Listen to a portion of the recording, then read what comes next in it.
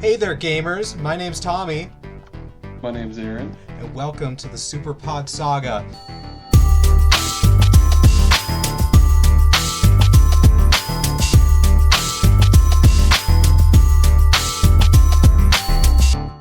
The podcast where Aaron and I are on an endless quest, a never-ending quest to discuss every single video game topic that anyone has ever thought of.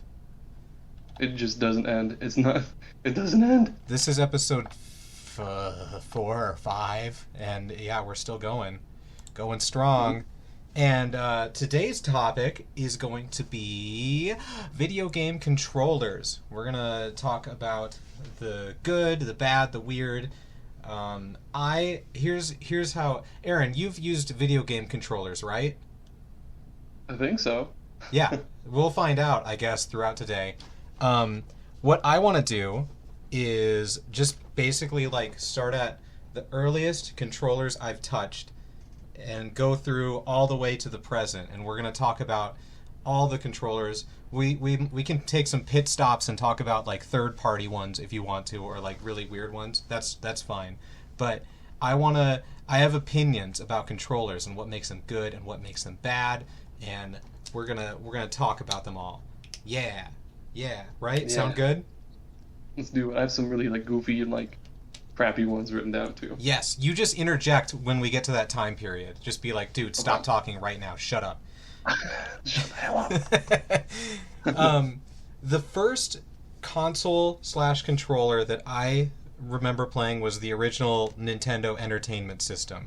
Did you ever play anything before that, like the ColecoVision or the Atari or any of those? I did play some Atari, like for sure. Tell me about the controller. Not much to it. It's just a stick and a button. And how was the stick moving? How was the stick? Where was the button? Did you hold the stick with your right hand and use your left thumb to hit the button, or is it the other way around? You can do it if you want to that way. I'm left-handed, so I did just stick with my left hand and then. You are left-handed. Right. Yeah, I'm one of those scum. What a mess. I know, but I remember playing a bunch of Joust at Pitfall, and it seemed to work pretty well. It was kind of odd to play like a side scroller with that big old joystick, but it worked at the time. Later in my life, I did play an Atari, and we had the most fun playing basketball, and we could never figure the controls out because there's only one button. So like your one button does pass and shoot and steal, and so you could like never do what you wanted to do, but it was still fun.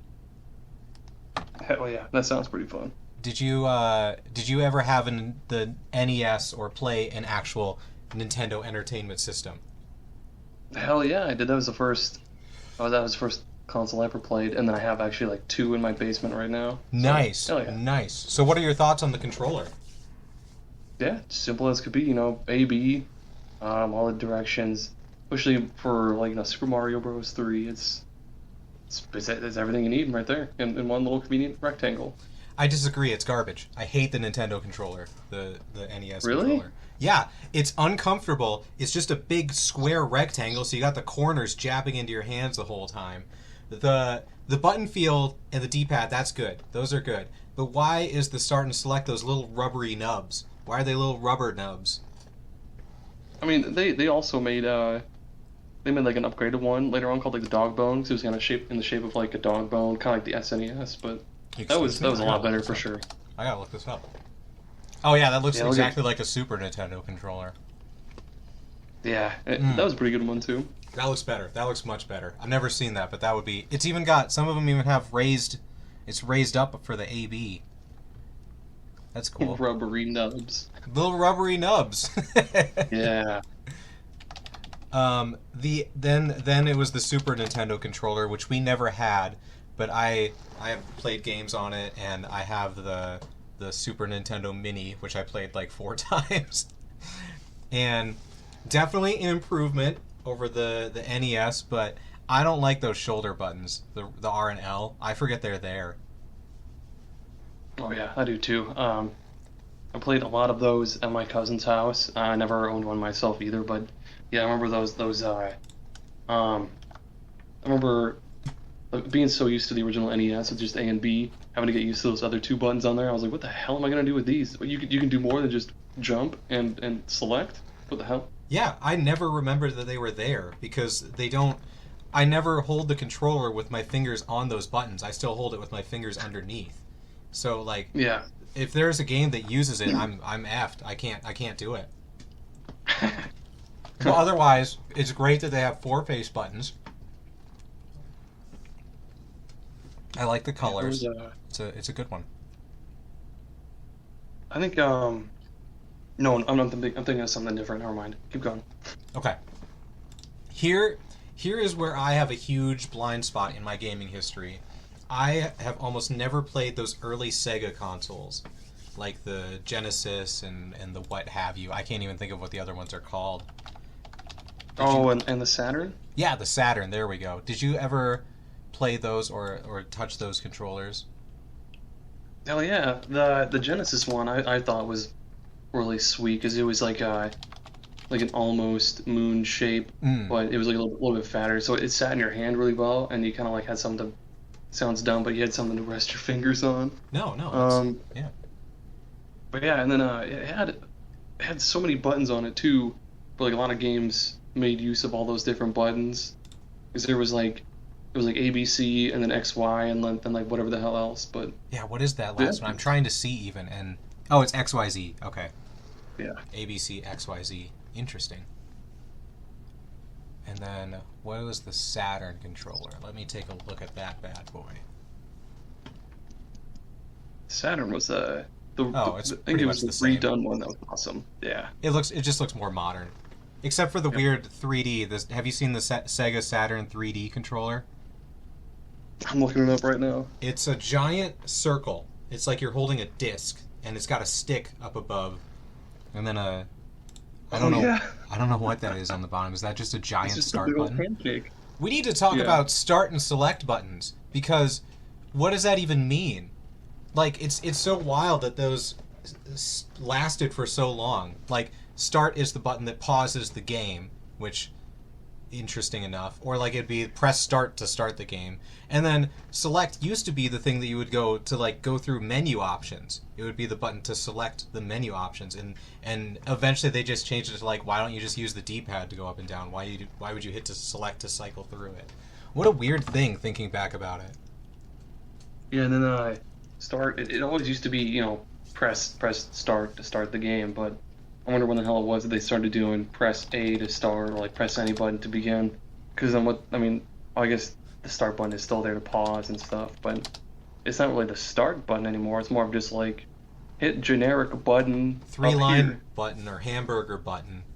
I see a lot of people call it the hamburger button. We'll get to that later though, because that's in future controllers. Another good controller around this time period was the just look up the Neo Geo controller. I love that little bastard. Little like control pad. Couldn't even tell you what I'm going to. I couldn't. Let's see. Oh, little Neo Geo mini pad. A B C D, a D button. Yeah, dude. Madness. Little for the actual like Neo Geo AES, the little thumbstick actually like was like kind of clicky, like an arcade it was like an arcade joystick, but it was a little thumbstick and it clicked like that, so it was like super responsive and it was sweet. Is it more of a sliding stick, or is it still a thumbstick? It's really short. It's still just a thumbstick, but yeah, it's short. Okay, interesting. A B C D. I don't know how I feel about that, but it looks neat. Still got the start and select buttons. Does it have shoulder buttons? No, it does not. Whoa. It was before that time. Oh. Next up for me was the PlayStation 1 controller, and the PlayStation was like the first one that I played a ton of. And did you ever have a PlayStation? Hell yeah, I did. That's when I first came out Final Fantasy. Did you have the controller with the sticks or without? I had one of both, I'm pretty sure. I had one like just a normal one, and then I had one with the DualShock, which had the 2 sticks. Yeah, we obviously used the one with the sticks because it's cooler, and then you'd pull out the one without, and you're like, what is this? It just feels like so thin and lifeless. Cause this is the Player 2 controller. Yeah, exactly. For those that don't know, the first PlayStation controller didn't have sticks. It only had a D-pad. X, circle. Do you say X or cross? I always say X. Cross is weird. Cross is weird. Because I think of cross as like an up, down, left, right shape. I don't think of a cross. Like a Jesus cross. Yeah, exactly. Yeah, because we're good Christian boys. We only consume good Christian media, such as Doom. Yeah, Doom. No, I did play like 30 seconds of Doom because they added 4K ray tracing on the Series X, and I was like, I'm gonna take a look to see what it looks like.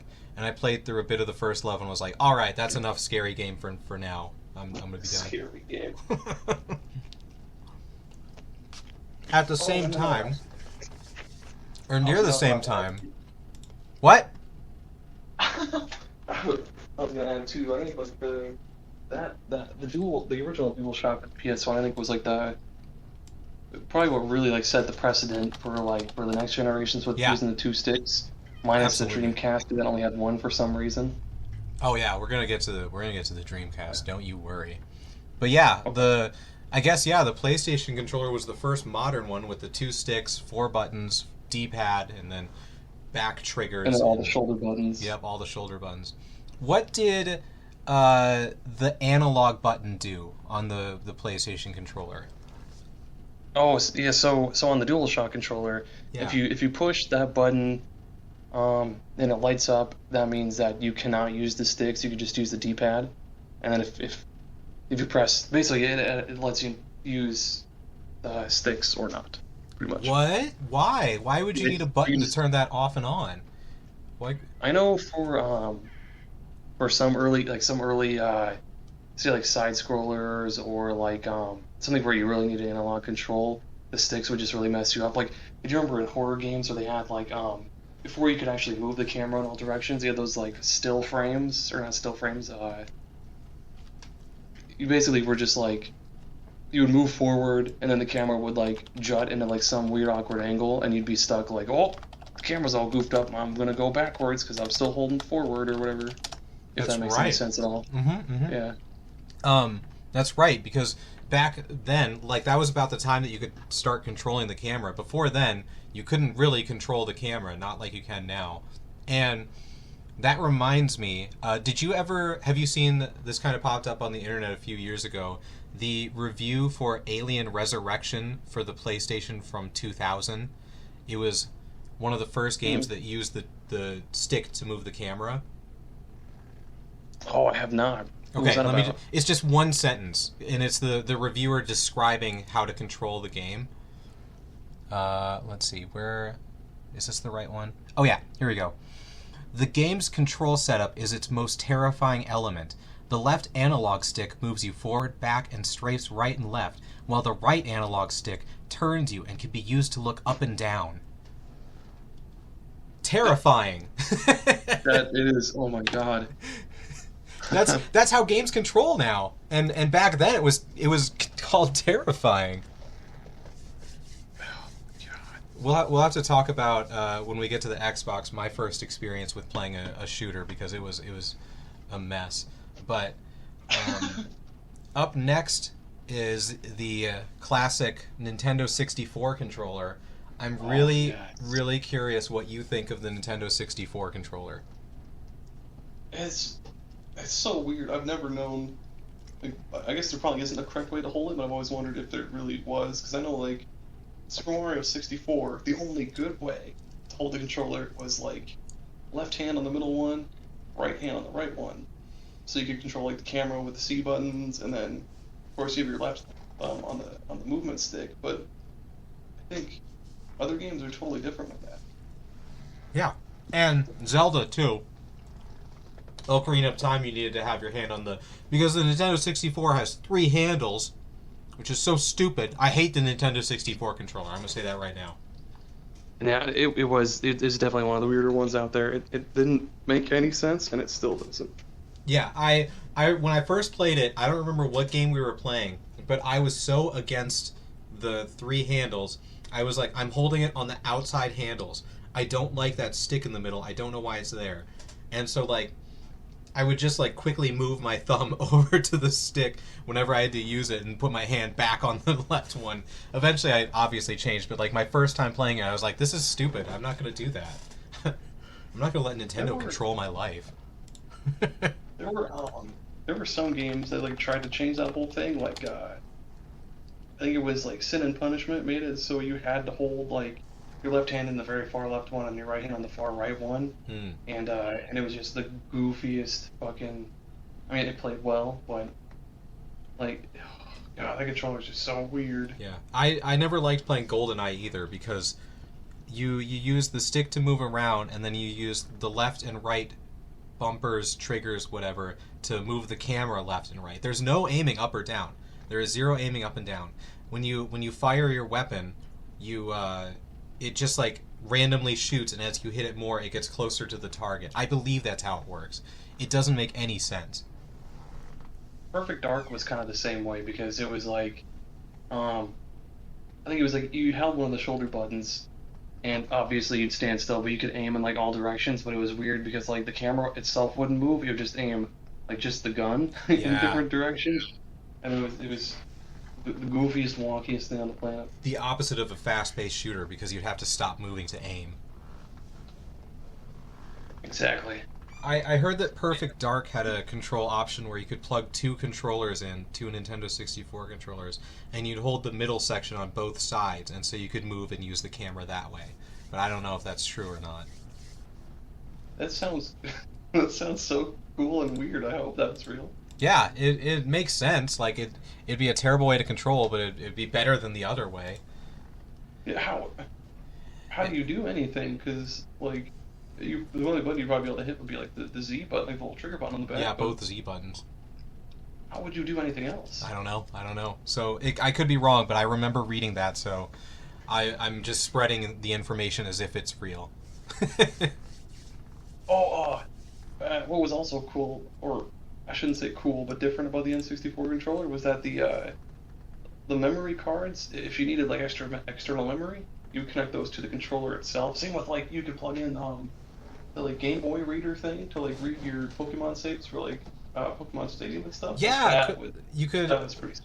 Was that where you hooked the Game Boy cartridge? Would that go right into the controller? There's some other adapter that came with Pokemon Stadium that you would pop your cartridge into that. Okay.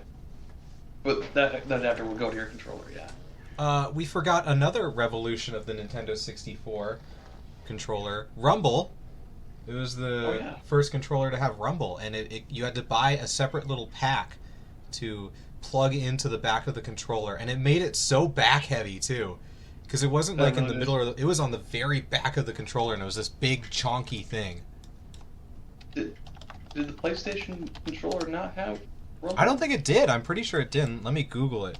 Did PlayStation 1 controller Rumble? Because it's called the Dual Shock. Yeah, unless maybe the Dual Shock was just the sticks. I don't know. Let's see.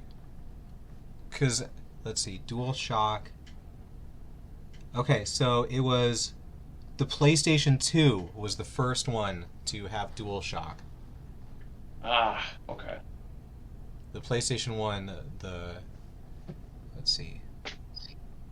But past games still could use it. Okay. Interesting.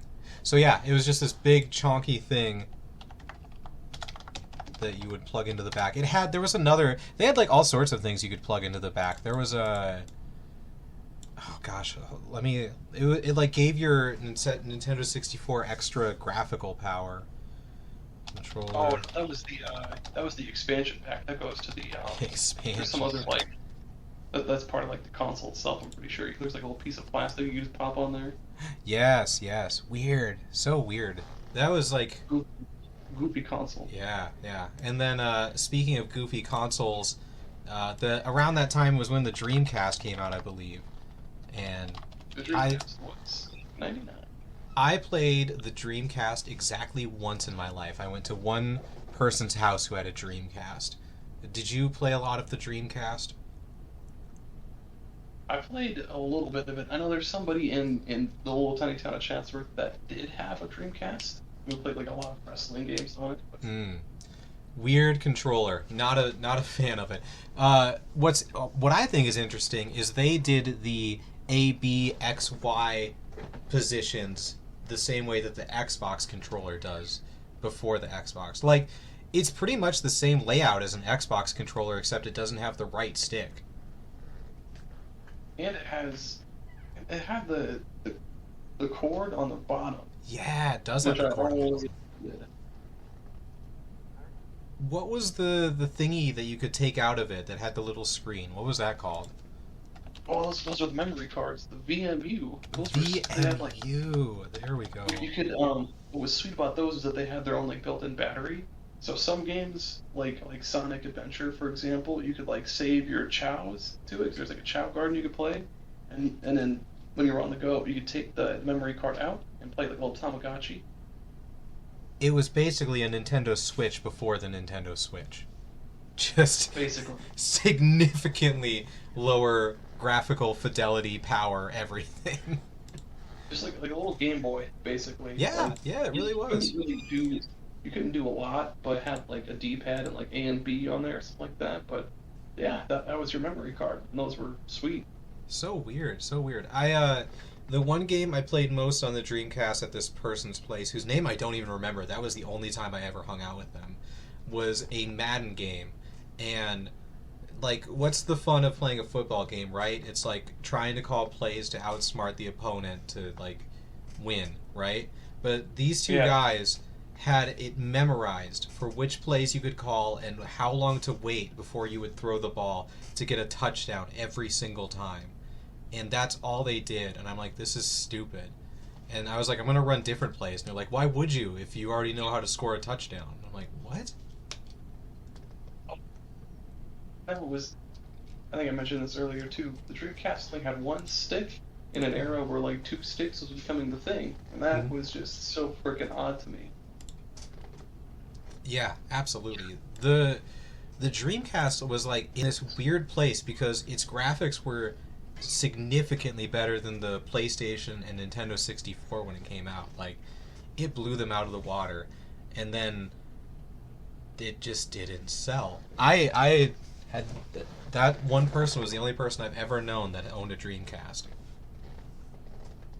Rewind here for a second. So actually so in the PlayStation and 64 era, the Sega Saturn was the console then.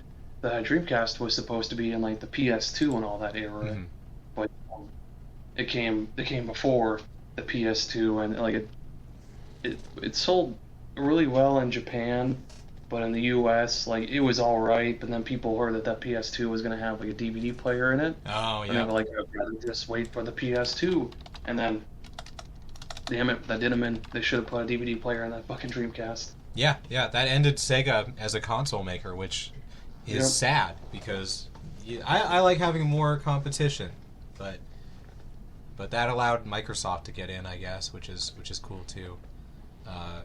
Going to that era, I guess, the PlayStation 2 controller doesn't have really any difference, does it, to the PlayStation 1 controller?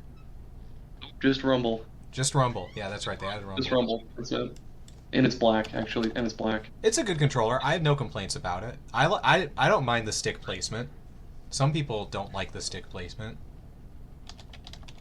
But it wasn't too bad to me either. Like I played a ton of PS2 games, and I played like a little bit of the PS3. I mean, yeah, the sticks being right there isn't bad, but I kind of prefer them being apart a little bit.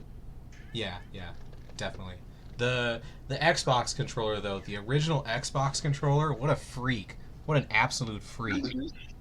It's, I said it was like the Dreamcast controller, but I forgot that it's got the black and white buttons. Yep. What? Who decided that? And they weren't even shoulder buttons, they were just like on the handle, kind of like. They were so far up.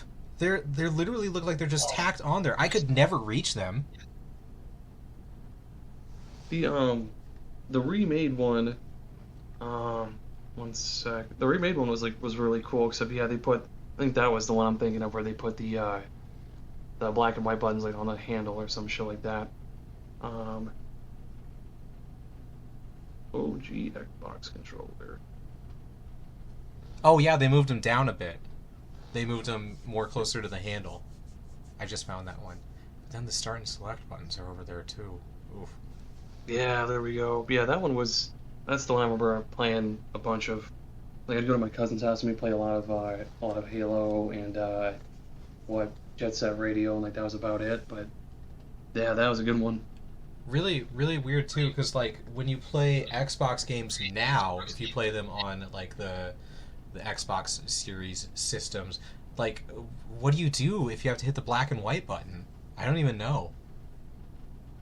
I'm pretty sure those equate to like the left and right bumpers. That could be. Which button is like which bumper, but yeah. So, we're at the Xbox era, and I went to a friend's place to play Halo, and that was the first time I used the two sticks for camera and moving, and it was impossible. It was completely impossible. I was like, this is stupid. This is the stupidest way to control anything. None of it makes sense. Whenever I tried shooting at someone, I just shoot up into the sky. The only way I could kill people was camping at the bottom of a staircase, and when someone came around the corner, I would just shoot straight ahead and kill them. What do you remember your first time playing a shooter with both sticks? Yeah, I remember. I wasn't as coordinated with the two sticks as I am now, so I would move my camera into one direction, and I'd proceed to walk, leaving my camera in that same direction. So I'd be like walking, my camera would be just like up in like one of the right corners or something. Like I wouldn't move both sticks at the same time, like a coordinated person would. I would just be like, I'm gonna move the camera and like look at the floor, so I know whether or not I'm gonna like walk into a pit, and then I just die. Yeah, get shot to death. That's another thing that like kids these days don't have to deal with, is we had to adjust to new controllers all the time. Like every time a new console would come out, we'd have to relearn how to control everything. Where like today, every shooter X/square reloads, Y/triangle switches weapons. It's all, we've got it figured out now. But me and you lived through the experimenting phase where everyone was trying different things. Yeah, I remember trying to play. What the hell was it? There's this game on the PS2 called Dark Watch, and it was like a vampire shooter. And I forgot what the hell the controls were for that, but it was a little bit different from like a regular, like how Halo and stuff did it. It was like a teeny bit different, but yeah, there was a lot of variability with that shit. My first console that was purchased for me and was my games was the GameCube. What are your thoughts on the GameCube controller? There's not a whole lot I can say about the GameCube controller that hasn't been said already. It's like... We haven't said any of it. We haven't said anything about it yet. All those other people's opinions don't matter. True. I remember it being so like lightweight compared to like the Xbox controller and all those, and oh my god, the little C stick, it was so great because like it was there were only a few games I played on the GameCube where you had to use the little C stick to aim, but when you didn't have to use it, it was totally comfortable because like it didn't have those dumb like little crosshairs on it. The C stick was just great, and the triggers were really sweet because you could like almost click them in all the way, and like some games don't have like an extra function with that, like Mario Sunshine. Like if you held in the triggers but not all the way down, you could like still move and like shoot your water and stuff. God, what a controller! What a great controller! The GameCube controller is the best controller ever made. I'm just gonna say it. Like the current Xbox controllers are fine. Like they're probably perfect. Like there's nothing wrong with them, but at the time, GameCube controller, best controller. Like it's like you said about the triggers. Another interesting thing that they did that hasn't been done, instead of the sticks being in a circle container area where you can just spin them around whatever. It was an octagon, so that you could press the stick exactly forward, exactly to the right, exactly to the corners. That was so fun to spin around because it goes. Oh, so great. The Z button, because they had that Z trigger in the 64. They were like, what do we gotta have a Z button. Let's just put it on the back right and put a little bump on it. It's so random. Nipple on it. Little nipple on it. D-pad, perfect. I loved the layout of the A, B, X, Y button because the A button was big. That was your main button. And then all you had to do was like roll your thumb left, right, or up to hit the other buttons. It was all like centered around the A button with everything else. Where like when I'm playing an Xbox game that uses all the buttons like Elden Ring, I got it in the middle of everything and I've got to finagle it around. Oh no, Gamecube controller, best controller. And another thing that Nintendo revolutionized with their controllers was the GameCube had the Wavebird wireless controllers, baby. It was actually it wasn't like some shitty fucking third party like what was the big third party back then? Mad Catz. Yeah, Mad Catz. Their controllers were just the worst. That was the era of third party controllers. Yeah, we should probably mention that after we talk about the Wavebird, because the Wavebird worked flawlessly. It was weird though, because they had like the big cubes that you plugged into the GameCube, and you had to cycle the little dial to select that it was in slot 1 or 2 or 3, and I think it went up to like 12 for some reason. But it worked great. I loved that. Was the first time we were unshackled from our consoles, and we could just sit wherever we wanted. And the batteries, like I think it was like what, 2 AA batteries, and it lasted for quite a while actually. Yeah, really great. Another good revolution from Nintendo. Did you what kind of crappy third-party controllers did you ever have? Oh man, okay, so I got a great story about one. So I had this one like translucent white Mad Catz controller for the GameCube, and I remember I would use that for whenever my brother played with me, but it was either the X or the Y. No, it was the Y button. The Y button got like really loose to the point where it would constantly toggle whatever the Y button was. Like if you were playing Luigi's Mansion, it would constantly toggle the map on and off. And I was like, God, like little what, 10-year-old me, 15-year-old me was like, God, fucking damn it. And I like jammed some gum into that button so it would stop fucking doing the map. And then I beat Luigi's Mansion, and I was like, well, shit, I can't use this button for much else. And fuck Mad Catz. I can honestly say I don't think we ever bought a third-party controller. For the one hand, I was an only child, so we didn't need second controllers, but yeah. I know family members and friends always had them, and they were so bad. The sticks never worked right, buttons stuck everywhere. They always had a turbo button. Yeah. I forgot about that. That's right, they always did have that fucking turbo button for no reason. Oh, I just typed in Mad Catz turbo button, and they're gross. There's so many. Or it was like a switch that you would flip so that you could hit a button real fast. It's so... Oh. And I remember that one controller that I had for the GameCube, like so the normal, like the original GameCube controller, like the thumbstick was great. It was all like rubber, had those little rings on it for traction. Oh, it was great. But the Mad Catz controller, it was just like all plastic. There was like one small ring of like rubber in the middle, but then like the very middle was like a little nipple of plastic. It sucked. It was awful. Fuck that controller. Yeah, F that controller. Stupid.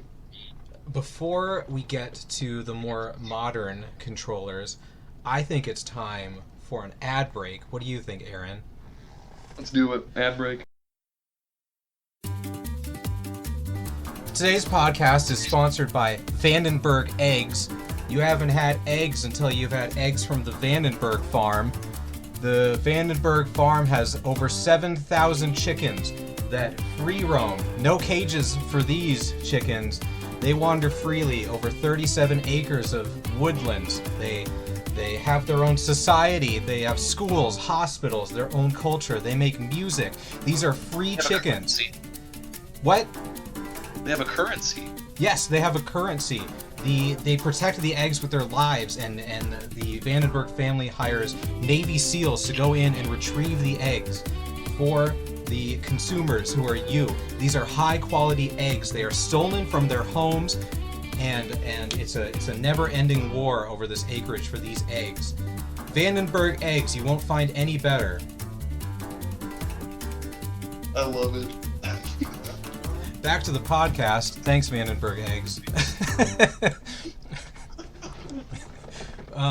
Yes, thank you. For all your sacrifices. Sorry, go ahead. For all your sacrifices. The next controller I had was the PlayStation 3 controller, and that was it's weird because they went from the PlayStation 1 controller was pretty perfect, and then they didn't change anything with the PlayStation 2 controller, and then Except, hey, they added vibration. they added vibration, but then with the Don't forget PlayStation that. 3, they removed the vibration in the first generation of PlayStation 3 controllers. They literally said gamers don't want vibration, and we were all like, yes we do. And they eventually had to add it back in, but those first ones were so light because there was no rumble in them. It had the 6-axis where you could turn it and tilt it and stuff. It wasn't like the Wii where you could swing it around. It could only sense which direction it was facing. And it had the worst triggers I've ever experienced in a video game controller. It's hard to describe, but they were like these flimsy things that like worked on a hinge. It wasn't like a button that you pressed. It was like a hinge that you would squeeze in. You would flip it back and forth. It was so bad that like all the shooters that came out for the PlayStation would use R1 and L1 for your zooming in and shooting, because the triggers were just unusable for shooter games. For that, wasn't it basically just like it was the exact same as the R2 and L2, but yeah, they were like a little hinge basically. Yeah, it was just a weird hinge thing. Yeah. The Xbox. Wait, what? What were you gonna say? I was gonna say I had some controllers written down. I wasn't paying attention to my list. I had some controllers written down that I totally forgot about, but I can Say wait until the end. No, do it now. Oh my gosh, Tommy, look up the controller for the Atari Jaguar. You won't regret it. Okay. Atari Jaguar. It's the worst piece of garbage ever. I don't know, because I just remembered another one that we have to talk about. Oh my gosh. Okay, so wait, what's the is the Jaguar a home console that you plug into the TV? Yeah, it was like it was in the generation of like the Super Nintendo and stuff. I'm pretty sure. It's got a number pad on it. Yeah. So what's really cool and stupid about that was like some games would include like a little cardboard cutout that you would put over that, and they would tell you like Shut what buttons do what. Yeah. Let me see if I can find one. Yeah, the different buttons would do certain things, like, and it would just be the dumbest garbage too, because there's already 6 base buttons. Like you don't need those number buttons for anything else. No, and it's just like it's like the Xbox 360 keyboard that you could plug into it. Yeah, basically. What a bizarre thing.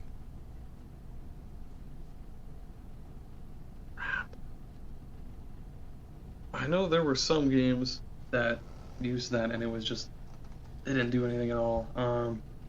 And the next one I have for you is the Amiga Cd32.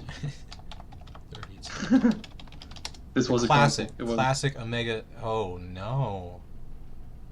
That's not cool. What? Wait. Oh, it's got a play pause button, and ooh, that's an ugly looking D-pad. Wait, what are these buttons? What do the buttons say? I'm genuinely asking, what do the colored buttons say? I can't read it. Here, let me get mine pulled up. Oh my god. Okay, so yeah, so the red one looks like a little download symbol. The blue one is like a square, like stop. The yellow is, I think it's supposed to be like, no, it's not rewind. It's like go back, I think. And then the green is, it says 1, 2, 3. I just want to say that again because I found one that actually explains what the buttons are. Yes, the red one. The red one is a down arrow with a line underneath the arrow. The blue one is just a square. It's just a square, and that's on the right side. So it's the opposite of the PlayStation. The red button is on the bottom. The yellow button is on the top, and it's like a rectangle with an arrow going around. And the arrow is pointing on the top to the right. And then the green button, which is on the left side, says 1, 2, 3, and the 1 is on the top, the 3 is on the bottom left of the 1, and the 2 is on the bottom right of the 1. Wait, no, it's different. It's different based on different controllers. I was looking at a different one. Are you looking at the weird U-shaped one? That's the one I was looking at. Yeah. Okay, so the U-shaped one, they're arranged differently, but they're still the same buttons. What is this? Who made this? That was Amiga. Like Panasonic, Yeah. one of those. Oh my gosh, horrible. Oh, and my bad. Then the last one I have for you is the TurboGrafx 16. TurboGrafx 16 controller. It's like it reminds me of an NES controller. It looks like it's got the little rubber nubs. But what are the? Oh, it's a 1 and a 2 instead of A and B. What are the? What are the sliders? It was basically like Turbo again, kinda. It was like Oh, because it's the TurboGrafx. what the hell was the actual word for them? I forget. I was just watching a video on like collecting for those. God, what the hell were those called? I don't know. I don't know. Skip it. Okay. One I thought of just now, obviously I've never touched, I probably will never touch, is the Virtual Boy controller. Have you seen the Virtual Boy controller? Who needs dual sticks when you can have dual D-pads? That's the only controller I think that exists that has 2 D-pads, one on the left and one on the right. And it's just so weird looking. It's like if they took the like the Dual Shock, and then they just kind of like stretched it out like it was like silly putty. Like they just really stretched it. Like they warmed it up and stretched it, and then it was like just yeah, really ugly. Speaking of ugly, do you remember the Boomerang Ps3 controller? Yeah, the prototype one. Yeah, the prototype. I mean, obviously prototypes are like they're all weird, but this one was like seen as legitimate, and it is hideous. I am glad that they didn't go with that design because it's like the longest handles you could think of, and in the grossest shape. Like it does not look like something you can hold and use. Where are the triggers at? I think it's only got one. I can't see the back, but it looks like just from looking, it looks like it just has one. I know there aren't very many images of it. God, what might have been? That would have been a whole console generation of that. Yeah. Shit. Yeah. I know a lot of people consider the Xbox 360 controller to be the best controller, and I disagree with them. That one was pretty good, though. Yeah, honestly. it was very good. Comfy and cozy. The only issue I have is it's the worst D-pad ever made. Oh, they made it better later on, actually, because like rather than making it like one big circle or whatever it was, they made it so you could like rotate it, and it would protrude more like a traditional D-pad, so you had like just up and down and left and right. Was that on the 360 or was that the Xbox One? That was the 360, I'm pretty sure. Oh, okay, I didn't know that. I'd only played my college roommate's one. Oh, you're right, yeah, it was. Wow, that's a very modern-looking Xbox 360 controller. But that first D-pad, it was basically just like a big circle, and it was just squishy whenever you would press it in a direction. It's just real squishy, which you don't want in controllers. I don't know if you... It's surprising because I have one in the garage, and whenever I pick up the controller, I'm like, oh, this actually feels kind of weird, just because I've been using the Xbox One and Series X controllers, but it actually feels weirder in the hands than you would expect because of the handles. You walking out to your garage sometimes, just you walk out to your garage and you pick up the controller and you're just like, I just stand there and I'm like, yep. I just stand there and I'm like, oh yeah, this was the time. Oh baby. And then you put it down and you leave. The door opens and my wife walks in and she's like, "What are you doing?" And I throw it down. I'm like, I'm looking at porn. She's like, "Oh, thank goodness! I thought you were touching the 360 controller again." God, how many times have we talked about that? Ooh, here's another one that should be not really like a sin, but like it's just weird. Do you remember the Ouya? Is that how you say it? The Ouya? Oh my gosh! When they at first announced the Ouya, I was a believer. I was like, this is a good idea. This is going to be really cool. And wasn't it just all mobile games or something? Yeah, it was. It ran that day and age's Android, so it was the same. It was the same exact interface as a phone, and it ran those exact. Like you could just open up the Android store on there and play and download those games. Man, I'm having flashbacks of Android ice cream sandwich. Yeah, all those were good days. They had the idea was there was like 3 options when you first opened up the console. It would be play, purchase, or create, and you were supposed to be able to just create games right on the console and then put them up in the store. What the hell? But that never came to be. And the buttons are stupid. It's the Xbox 360 layout, but the buttons are O, A, U, and Y that spell out Ouya, and it goes in a counterclockwise. The worst part I remember hearing was that you had to take...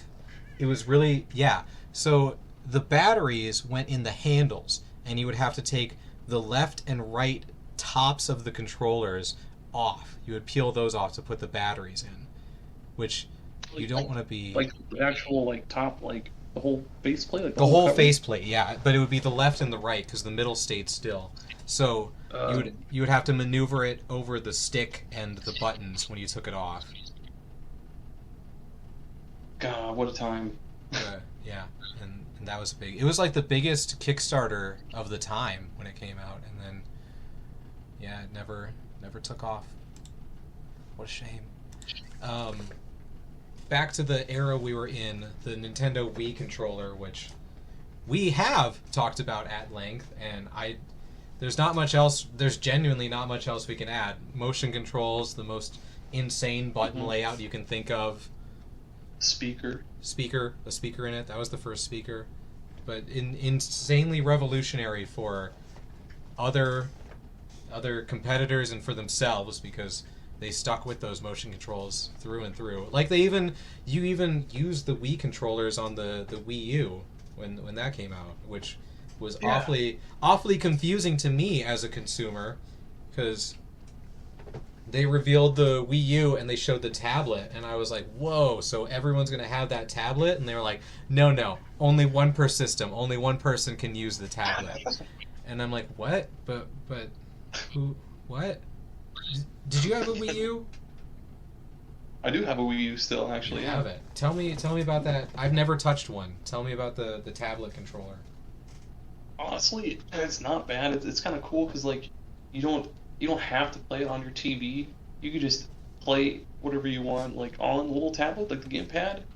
And I bought it because I wanted to buy a shit ton of the virtual console stuff because it has tons of N64. Yeah, it has DS games on it because you can play. Is it really? Like that. Yeah, you can use the little the touch screen on the little tablet for the bottom screen. Oh, it's so cool, and it has tons of GBA games. Not to get too much into the Wii U, it's a shame it didn't work out, but it's super slow sometimes to load games, or even just to even the home screen from a game. It takes just forever. It's slow, but otherwise, yeah, it's the buttons are all fine. It's weird that the control sticks are like so far apart, obviously, because the tablet's also really horizontal, but it ain't bad. I think the Wii U was a fantastic idea that had so many possible creative ways to play games. And I haven't told the story about when the Wii U came out on our podcast, have I? I don't think so. I don't think so either. I was in college at the time, and I was taking a video game journalism class in school, which was super great, one of my favorite classes. And one guy got the Wii U when it first came out, and so like the next day we had the class, everyone was like swarmed around him, and we were like, "What's it like? Tell us everything." And he said that it was incredible. He said it was amazing. He was like, "This is going to revolutionize gaming," because all he had was Nintendo Land, and he was like, the way that you can do 2-player games is incredible, because one player can look at things on their screen and they're playing like a totally different game than the second player who's using the TV. And I remember Zombie U, you had to, whenever you wanted to open the menu and look at your inventory, the game on the screen would like pause or whatever, and you'd have to look down at the tablet. Well, it wouldn't pause. That was the thing, it wouldn't pause. You would look down at your tablet to rearrange things, and there were still zombies that could come and get you on the main screen. Or for a lot of games, it was just a map. But still, that's really cool to have the map at all times for you to just look down on it. I thought it was a neat idea. I'd love to touch one someday. I'll bring shit for you. And yeah, you can feel all over it, man. It's not bad. Like it's kind of clunky and like unwieldy sometimes, but it's not bad. It's pretty cool. Yeah. And then the Xbox One controller, which I think is Microsoft's PlayStation 1 controller, where they really just nailed it, and it's going to be their design that they use going forward. That one had a better D-pad, right? Was that the Xbox One? Yeah, controller? yeah. It was only 4 directions, and it was much clickier. Yep, Like yep. not bushy at all. Have one of those. Yeah, and it had like the handles had some grippies on it, which felt real good. But they got rid of the start and select button, which is going to get it negative points for me. They instead have it be the hamburger button and the 2 rectangles button. I don't like it. Don't like it at all. Because I still, to this day, can't remember which one is which. I have to look down at the controller whenever it says press this button. I remember the start. I always remember that start is the 3 lines, because whenever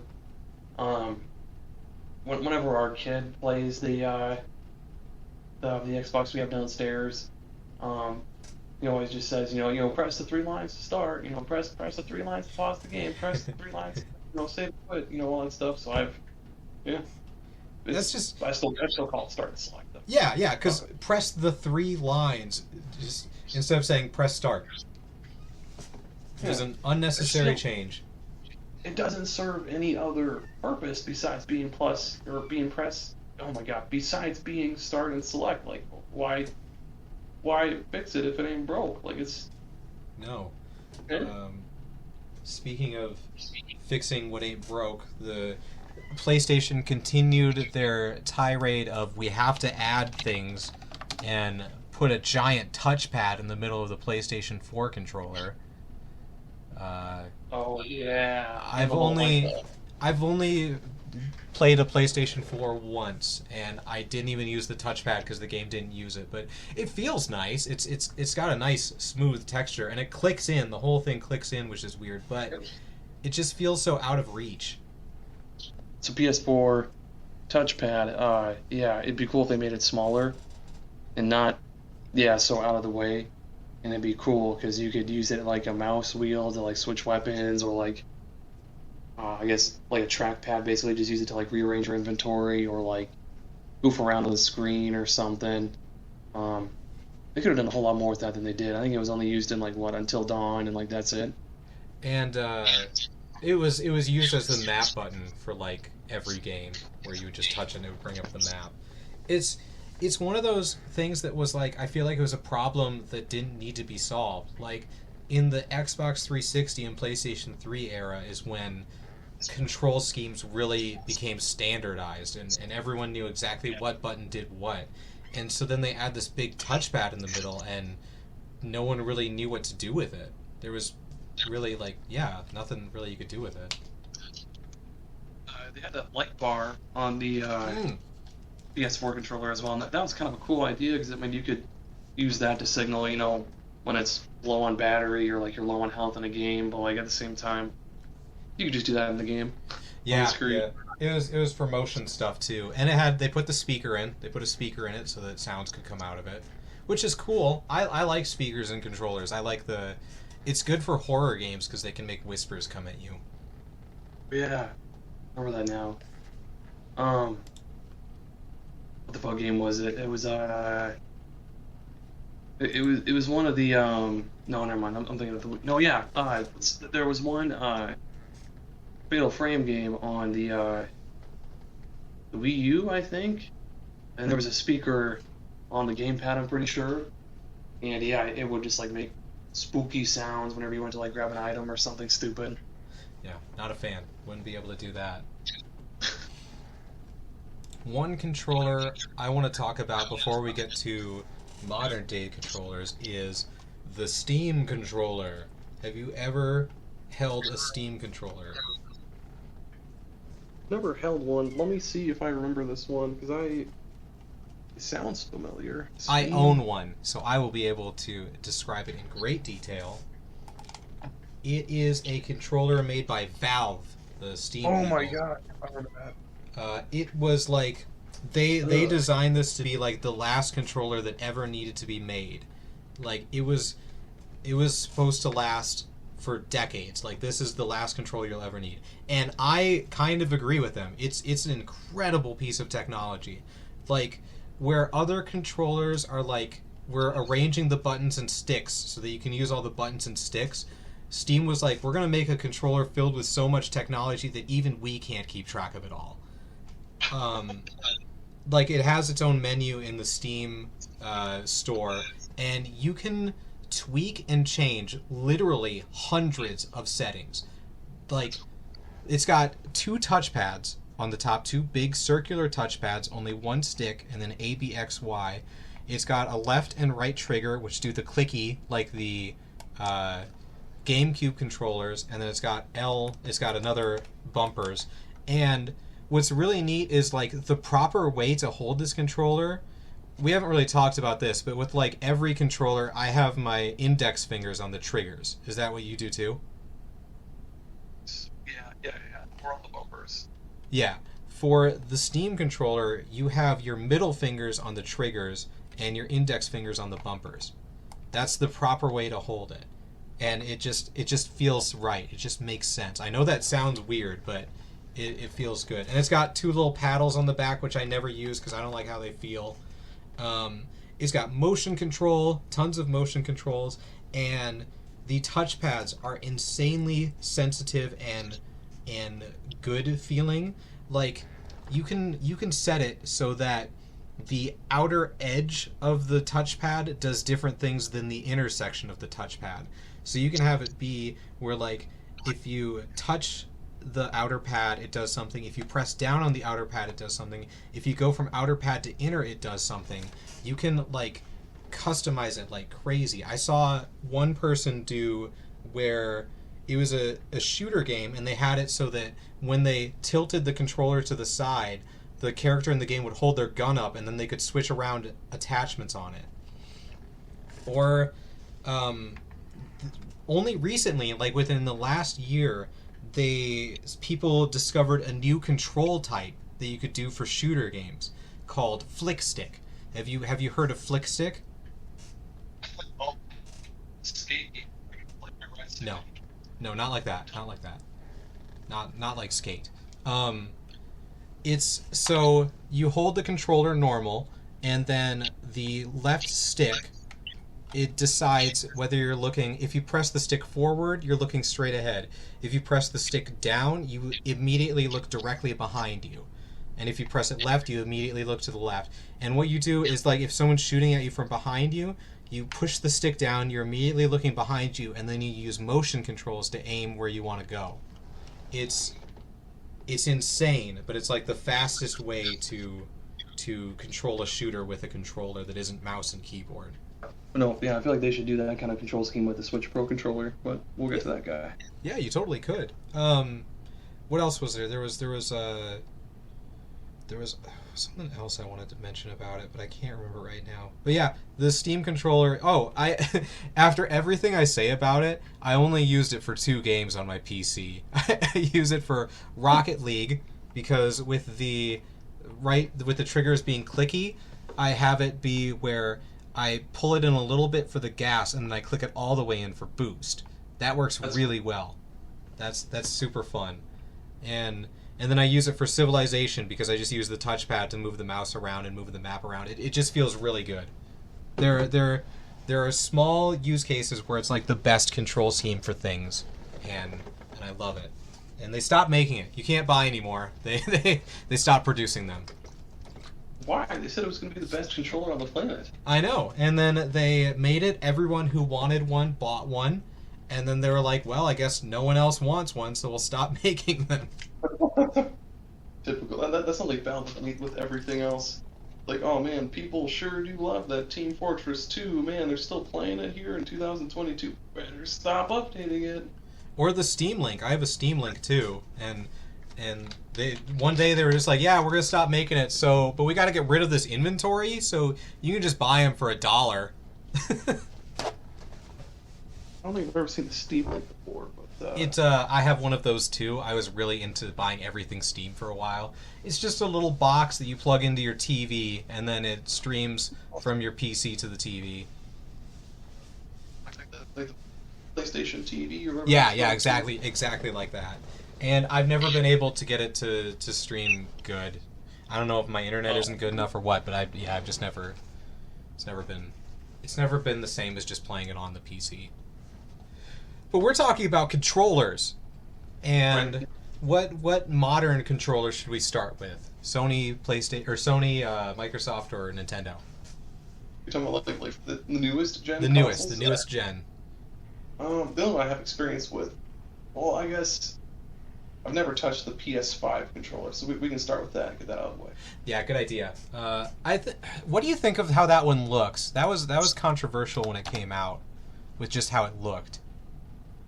There's so many articles I've read. Like for this, I looked up a thing for like best controllers ever made to see how other people thought of the GameCube controller.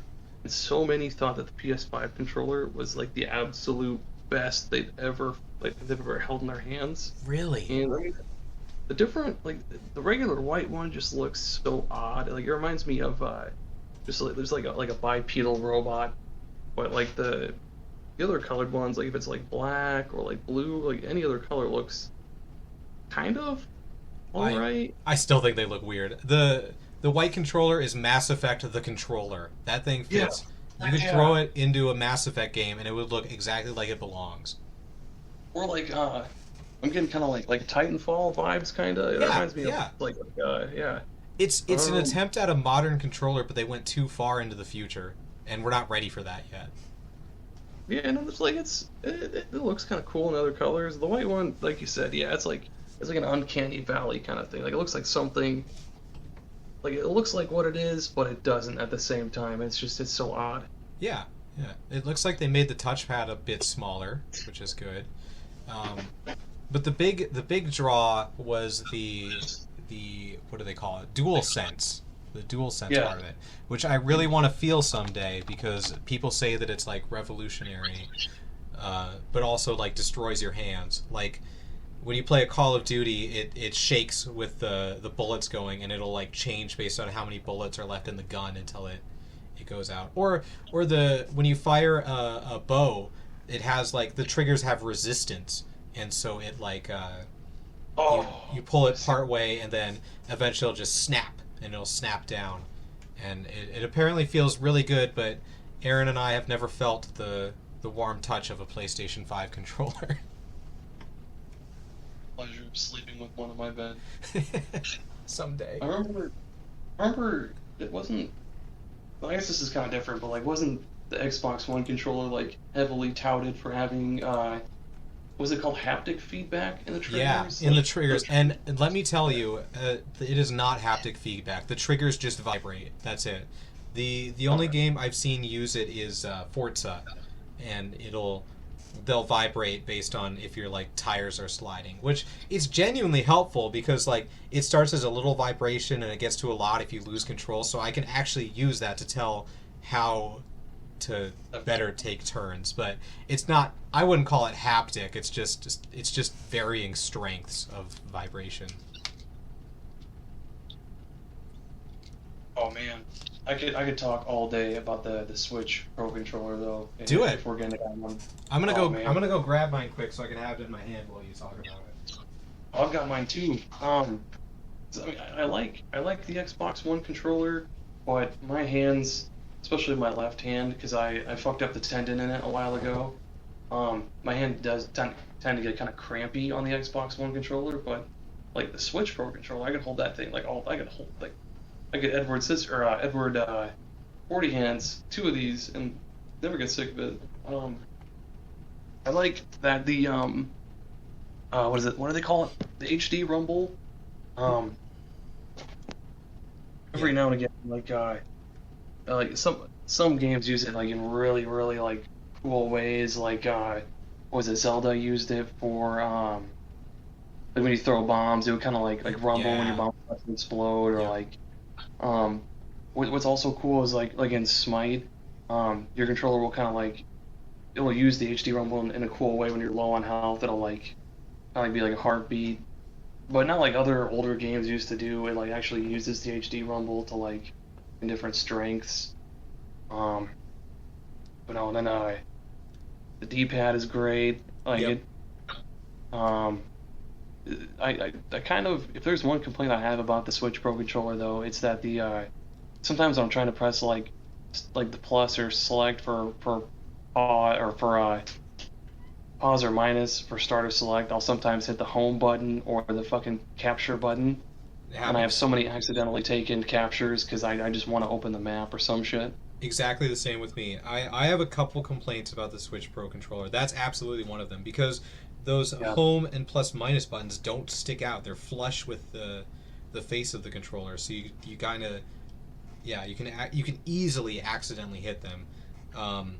I don't like that the handles are of a different material and disconnected from the rest of the controller. I just don't like how it feels. I'll be honest. I don't like that line between them. Like ours is kind of starting to not separate, but I can just feel the difference, and I don't like it. I don't like ZL and ZR as the trigger buttons. That's just it doesn't make sense in my brain. What I am noticing though is when I flip it backwards, the letters are facing you. That's neat. Oh. They're not upside down. And I can never get used to the Xbox is my controller, so the A, B, X, Y being reversed always gets to me every time. I get that, yeah. I always like I don't ever keep track of like the actual like letters on the buttons. I'll just remember like their positions, because like any game that goes from like Xbox to the Switch, it'll be like the same. Well, no, I guess because the button positions are different on the Xbox. It's he's on the bottom. Yeah, they're flipped. A, B, and X and Y are flipped. Forget what I said then. Fuck that. All I'm thinking of. No, the otherwise, yeah, the Xbox like Series X / Xbox One controller is like it is really good though. They're different, the Series X and Xbox One controllers. Yeah, because isn't I know that they added like the extra grippies on like the Series X. Yes. And then also had the share button in the middle, which is cool to have it like just one button. Yeah, the grippies, it's got grippies on the back of the triggers and like a tiny little bit on the bumpers, but I will say I've had mine for 2 years and the grippies on the right trigger are basically gone on the bottom, so I've got no more grippy there. Those wear away after time. And the sticks have little grippies around the outside, and once again, like just on some edges of it, they've wore away, which is to be expected. I'm not expecting them to last forever, but it's just something to take note of. Same. And one thing I forgot to mention too is like with the the original Xbox One controller, the bumpers were like super fragile. Like I remember Really? at first, yeah, I remember like at first they were cool, but I played like a lot of Killer Instinct back in the day, which really used those bumpers. And I abused the crap out of them, and they just stopped working. And I have like maybe two original Xbox One controllers where like it's either the left or the right bumper that just stops working. So Huh. if you're playing Minecraft and you're trying to cycle through your toolbar, you have to use the opposite one and just kind of like go all the way right, and then but the newer like Xbox One and Series X controllers though they redid those bumpers and they're far better. They're really good. And it's slightly smaller. You don't notice it when you like first hold it, but if you switch between the Xbox One and Series X controller, they are slightly smaller. I can't tell you in what direction. You can just tell when you hold it. Also, I love that they made the newer like I guess the current gen like Series X controllers backwards compatible with the One X. Like I think that's Oh, are they that's really? badass. Yeah, like I have two Series X controllers connected to my OG Xbox One. And yeah, there's no issues at all. They work just like any other one controller. It's great. I do the opposite. I don't have an Xbox One, but I have an Xbox One controller that we use with the Series X. Yeah. 360 controllers don't work though. Oh, we got a. Gosh, I just looked to my left and I saw my PSP. Oh, we're talking about handhelds now? I mean, we might as well. Do Yeah, those count as one big controllers? Why not? They have Okay. controls on them. Then we got. Okay, wait. First, we still need to talk about the Joy-Cons with the Switch. Because we haven't talked about them yet. That's like the main control method that everyone has. Hot garbage. The Joy-Cons. Fuck those sticks. Fuck the Sticks D-pad. sticks are bad. D-pad is bad. So squishy. Like it's not a real D-pad, and like it'd No. be fine if it was firmer, but it's super squishy. I love the idea though that you can turn it on its side and use it as a controller. That's a super cool idea, but it makes both options feel bad because not one of them is like the main way to control it. HD Rumble, awesome. Love HD Rumble. And I like Motion controls. Yeah, motion controls are good. It's got an infrared camera on the bottom, which like they added that before having any games that do anything, so they were really thinking of the future. One thing that's used for is when you play Ring Fit Adventure. You can hold your thumb on it and it measures your heart rate, so it can tell how much of a workout you're doing. Sure. Oh, one thing I've always wondered about, not just the Joy-Con, but like the Pro Controller as well. That ring around the home button, it feels to me like there should be like a little LED. There but is. It's never done it. Like, what does it do? Like I've seen. What? I was gonna say I think it only does blue. I could be wrong. Like I've seen videos on. Like I've wondered. I've been kept up late at night about this. Like I just woke up in sweats. What does that ring do? And I've seen videos where people will crack open their Joy-Cons or controller, and they'll get it to actually work. And I mean, I guess it does work, but like they'll keep it activated so it glows all the time. So like it does. There is for sure an LED in there, but like. What does it do, Nintendo? Like, make it work. Remember when they were like, "Hey, we added a Bluetooth, or we turned on Bluetooth headphone capability. It was in there the whole time. We just decided to turn it on after 5 years." Oh yeah, that's true. The Switch is such a weird console. I love it. It's incredible, but it's so weird. It is really weird. Yes. Free that LED, Nintendo. Free the LED. I guess we got to go to handhelds. So yeah, the first I guess is the Game Boy, right? Pretty sure. Yeah, we're not counting anything before the Game Boy. That's fuck them. They're not real handhelds. They're not real pro gamers, I guess. No. My grandma had a Game Boy, so I got to play a Game Boy every time I went to her house in Minnesota. So that was like 3 or 4 times a year. 4 AA batteries in that bad boy. That was a chunky boy. That was a chunky boy. Holy cow. I bet that felt like holding just an absolute brick. Just an actual, like... literally. And every time it runs out of batteries, you gotta find 4 AA batteries to replace it with. But yeah, it just had a D-pad, A, B, worked totally fine. Yeah. Especially, yeah, because everything was side... Well, I guess you couldn't do anything besides a side-scroller, obviously. Forget what I was going to say. My grandma had Top Gun for the Game Boy. The hell? Yeah, Top Gun. It was, oh my gosh. So, you know, the Game Boy graphics were very limited. Imagine playing dogfighting. It was an actual dogfighting game where you would fly through the air and try and shoot other jets. And it was literally just little blips on the screen that you could see every once in a while. And it was really, really hard to play. Green. All puke green. Yeah. Oh yeah, it was puke green. What a weird choice, but fun little thing. Ooh. And then we go to the there were like other iterations of the Game Boy in between that and the Color. Like there was like the Game Boy Light and like the Game Boy Pocket. Yeah. They were just smaller, pretty much. Yeah, one had a backlight.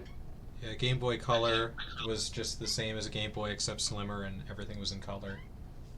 Yeah, and I mean it was cool. I miss the days of hooking up the old connector cable and like playing with people that way. But man, that was so cumbersome. Like, hey, do you want to trade Pokemon? Nope, forgot my cable. Well, fuck. Oh, and then all the different. It was just a mess of options because they had the mystery gift too. Oof. But then. And you could only evolve Haunter to Gengar by trading it, and it's so stupid. Matchup to Matchamp, yeah. They knew what they were doing, that Nintendo. But then the Game Boy Advance, which probably has the biggest library of any handheld system. I'd say so, yeah. And they added the left and right bumpers, or L and R buttons. I never had the original Game Boy Advance, the wide one, but it looked super cool. I had the Game Boy Advance Sp, which is a sexy little thing. Yeah, it was. The original Game Boy Advance was hell yeah. It was a chunky boy a little bit, but it was great. It was no backlit screen either. Oh yeah, that's that wasn't until the SP. What does SP stand for? Super Pro? I don't really know. Game Boy Advance SP. And then I remember with Pokemon Fire Red and Leaf Green, they came out with that wireless transmitter, so you could do things wirelessly, and that was just mind-boggling. Special. Stands for special. Oh. Well, alright. And then Nintendo went insane again and made the DS. Don't forget about the Game Boy Micro. The Game Boy Micro also existed. Yep. It's the same, though. Yeah, the DS, though. The DS, man. I don't even know. Obviously, the touch screen. And Street Pass. Was that in the game with the DS, or was that the 3DS? That's the 3DS. Okay, then I didn't say it yet. I never felt comfortable holding a DS because it just felt like it weighed just too much to hold it in your left hand and the stylus in the right hand. The original one was just ugly. It was so ugly. Yes. Ugly as sin. Thank you for saying something I couldn't. Yeah, it was ugly as sin for sure. It was just. Yeah, I remember like when they first revealed it and it looked kind of futuristic. I was like, oh, that's cool. It reminded me of like an old like Nokia like flip phone, but and then yeah. Ugh. I don't know why, but I didn't know. I never saw that original DS. I had gotten the DSi, and then I went to a cousin's house, and they had the original DS, and I was like, "What is this? Is this?" And they're like, "It's a DS," and I'm like, "No, it's not." And then they turned it on, and I was like, "Why does it look like this?" Speaking of Nokia, yeah, you gotta check out the Nokia N-Gage. Yeah, the little taco. We gotta talk about the N-Gage because that was an ugly thing. It was a phone slash game console, if you want to call it that. That's exactly what it was. And to switch games, you had to take the battery out, which is a choice. And instead of like normal phones, you hold the screen up to your face. not with the N gauge. The talkie part in the speaker was on the top, so you had to hold it sideways up to your face, and the screen would face in front of you. Awful. Ugly thing. I don't even... Man. Skip. Next. The PSP came out after the DS, and I have one. I think the PSP... No, say what you're going to say first. Say it's super ahead of its time, but please continue. Massively ahead of its time. This thing has... The DS, I would say, had like Nintendo 64 level graphics, and the PSP had it was between PlayStation 2 and PlayStation 3 level graphics at the same time. But we're here to talk about the controls, and it has good L and R buttons that I'm hitting right now. D-pad, X, square, triangle, circle, all good. The stick was awful because it wasn't a stick. It's a little circle that slides left and right and around and stuff, and I lost mine at some point, so I just have a little nipple that I push around, and that digs into my thumb after a while. So why did you do that, Sony? Which game was it? There was one. It was either a Metal Gear or like some other shooter game, But obviously you didn't have that like right stick to move your camera, so you had to use the D-pad to like move your character, and then the triangle, square, X, circle. Those were your like, stick basically, and that was a mistake. It was like that for Battlefield. There was a unique Star Wars Battlefield game for the PSP, and yeah, it used the face buttons to control the camera. It still has start and select. It's got dedicated volume buttons, and it's got a little square button and a music button, which I don't remember those or what they do. I also forget. I remember there being like a home button to go back to like the home screen. Yep, home button. And on the side, the power button is super weird.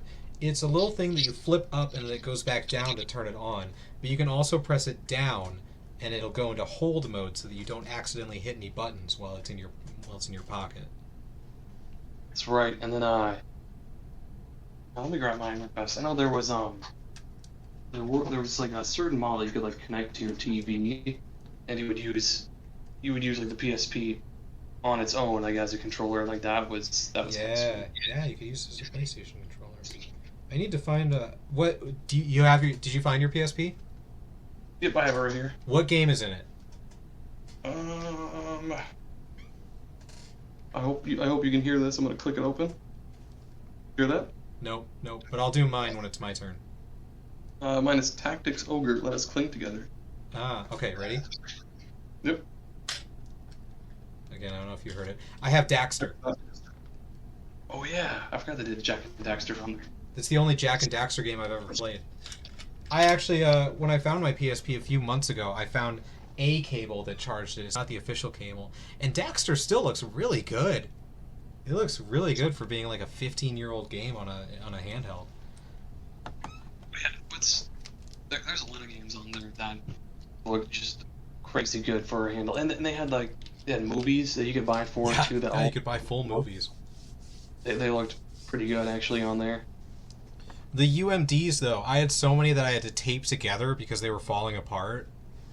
Oh god, yeah. Yep. Universal Media Disc, I think that's what it stood for. Yep, that's right. And then we had the 3DS, which did anything with the controls change between DS and 3DS?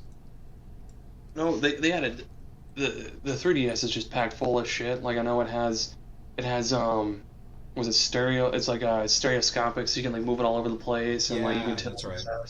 It's got cameras. It's got two cameras. It's got I think it's like the 3DS XL has it's got extra shoulder buttons. It's got two extra shoulder buttons. I forget what the hell they're called. Wait, does it really? You're just making this up.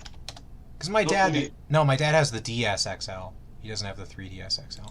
I had the 3DS XL. Okay, so there's L and CL, and then there's R and then CR. Is that the new Nintendo 3DS XL? The one with the little nub? Yes. Yep. Ah, see, I had the old Nintendo 3DS XL. I didn't have the little nub. What did that nub work as a stick? Yeah. Was it Dragon Quest 8? Yeah, you can use that to control your camera. It's kind of finicky and hard to use. So I use it like sparingly, but you can also use it on Ever Oasis and like a few other games, and it works all right. I mean, I'd rather just use the L and R to move the camera, but it's all right. I know I'm in the minority, but I loved the 3D effect. I had that thing on full blast whenever I could. It's really really rad on the on Kirby Planet Robobot, because you could like go in between like the foreground and the background, and that shit was sweet. I liked the Pokemon battles. That's my 3DS was a Pokemon machine. That was it. And then the PS Vita. I've never touched a PlayStation Vita. I haven't either. I've heard that it's really sweet though, because it's got like an OLED screen, which basically just means that every single pixel is backlit, so it's got better color. But whatever. It's got the back touch. The back of the console, the handheld, is a touch glass. Oh, I didn't know that. That's sweet. Yeah, so like Tearaway, I think, was the only game that used it, and so you could like use your fingers to swipe on the back to make things go away on the screen. Christmas. It's got two sticks, which is what the PSP really needed, two sticks. So it's good that they did that with the Vita. Oh, wasn't it also touchscreen as well? Yep. Really, I honestly think like really great system, way too expensive. The memory sticks were way too expensive. Yeah. I remember that whole fiasco with the memory sticks just being way too expensive. They were proprietary owned thing. Yeah, you couldn't use standard SD cards or whatever. You had to buy the PlayStation Vita memory cards, which were like $60 each, I want to say. Just a mess. And yeah, so Sony doesn't make those anymore. And then they somehow skipped from the 3DS to the Switch, which is the biggest handheld jump in existence, I would say. So too, because I mean, no, it really is. Because I mean, they've had like Goofy like peripherals, like for the PS1, they had like, I guess it wouldn't be called a handheld, but they had like that little TV thing you could like strap to it, and it had like power to it as well too. But that's not a handheld. We're skipping that. We're going to the Switch now. Yeah, it's huge. Yeah, the Switch as a handheld still doesn't feel good. The sticks are still bad. The D-pad's still bad. But it looks so good. Another kind of big gripe I have about the Switch is that, like, it probably could have made, like, the vent a little bit bigger, too. Sometimes the thing does get, like, really hot. Yeah. And, well, that's, and like, my kind of by the vent, mine is, I guess it's starting, or, my gosh, I'm stumbling over myself. Mine's been starting to, like, kind of come apart there by the vent, but it hasn't gotten, like, bad at all. It's just... I'm afraid to look at mine. I just know that with, like, more recent games, it's pushing that hardware as far as it can go. It definitely is. They're going to release Overwatch 2 on the Switch. How are they going to do that? It barely runs Overwatch 1. Oh. But that's how my wife plays it. They what the hell was it? They somehow got Doom to run on that thing, and that still blows my mind. Oh my gosh! And Wolfenstein. And I was about to say BioShock, but I guess that was from like the 360, so that's not all that. Yeah, I believe that one. It's still pretty impressive though. I forgot to mention. I was gonna say when we were talking about the Wii U, obviously the Wii U, known as the system that Legend of Zelda: Breath of the Wild came out on. Oh, yeah. That's what it was made for. It was originally supposed to just be a Wii U game, and it took them so long. They were like, let's bring it to Switch, too. Yeah, this thing's on its way out. No one owns any. God, and it's still so sad. I could probably talk for a good minute about the Wii U, but man, it's so sad. Whenever I boot that thing up, I get kind of like teary. I'm like, no. Oh, I'm what sure. Could have been? It could have been like it's weird because they tried too. They had tons of games out of the gate for it. Like they had the Mass Effects, they had the Batmans, they had EA Sports was in on it, Ubisoft was in on it, and then no one bought it. Yeah, and they had Splatoon. Yeah. They had They had freaking Deus Rayman. Ex, Rayman. They had exclusives. They had third-party support. They had the virtual console, but Oh, the virtual console was so good on the Wii. God. That's not a controller. Bro, no. I had one more listed. I'm not sure if it counts. Keyboard and mouse. Ooh, It's something you use. You that's use cool. it to That's control counts. video games. It's true. You control your computer with it too. Like, yeah, that counts. Yeah. I've never been a fan, but I do it anyways. It's taken me a long time to get used to it because different games use different buttons. I've never been able to play a game with a hotbar like World of Warcraft or any of those where like every single number. I don't know how people do that.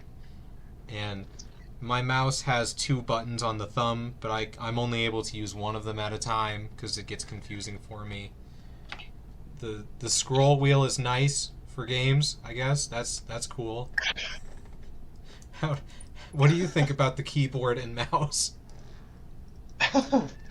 I mean, yeah, I mean, they're all right. I don't own like a gaming PC, but the keyboard and mouse I have for my work computer, like they're keyboard and mouse, all right. They clickety clack and they clickety click, and my mouse wheel stopped working, so I can't say much about that. But yeah, I mean, I remember I played like maybe a little bit of Half-Life and like maybe a little bit of Battlefront 2 on PC like a while ago, and how I played with WASD and mouse like a little bit. Used an overpad to switch weapons. I think it was alright. Yeah. It definitely has the most buttons of any controller possible, and I'm glad that people like it. You really can't go wrong with any controller we've talked about or in existence, except for the Atari Jaguar and the Amiga Cd32. Those can just everyone's gonna toss those in a barrel and burn them. The other ones are good though. Yeah, I'm looking back and like if you put any of these controllers in my hand, I can game with them, and that's what's most important, I suppose. That's right. As long as they tell me which button is to shoot and which button is to jump. That's it. That's all I need. Then you can play Mario Kart just fine. Right? You could I could play 85 hours of Yu-Gi-Oh with just the D-pad and the A button just fine. Yeah. So that's every controller that is important and which ones are good and bad and weird. And if you know what's your opinion of controllers, tell us on Twitter and yell at us, yell at other people, do whatever. Send us an email. We got a Facebook page. You can find it. Yeah, I mean, send us your like freakiest controllers because there's some pretty gnarly ones out there. Yeah, interact with us in any way, please. We're starving for attention. Seriously, starving. What is going to be our topic in next week's episode? Oh man, I've been bouncing between two. Let me find my tangents real fast. We're gonna go with game soundtracks. I knew it. I knew this was going to be coming. I've literally been planning ahead. Yeah. Because I knew you were going to bring this up eventually. A soundtrack is just a good soundtrack is just sometimes it's make or break for well, I guess it isn't. A good soundtrack is just it's so good. And you know who almost never remembers music in video games? This guy. But I'm going to do my best. I do have some in mind that I really like, and they're good music. So, look forward to that, listeners. Anything else you want to say to the listeners, Aaron?